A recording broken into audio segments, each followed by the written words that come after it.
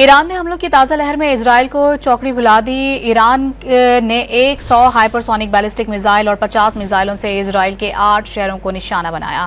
حملے missile factory, scientific research centre سمیت کئی فوجی اور اقتصادی اہداف پر کیے گئے ہیں، جن میں 14 اسرائیلی ہلاک اور 300 سے زیادہ زخمی ہو گئے ہیں۔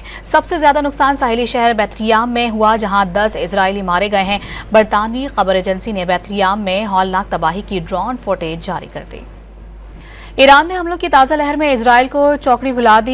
ایران نے 100 ہائپرسونک بیلسٹک میزائل اور 50 میزائلوں سے اسرائیل کے 8 شہروں کو نشانہ بنایا۔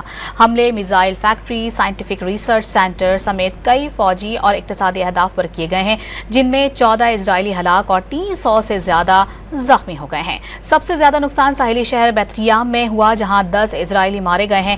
برطانوی خبر ایجنسی نے بیتلیہم میں ہولناک تباہی کی ڈرون فوٹیج جاری کر دی۔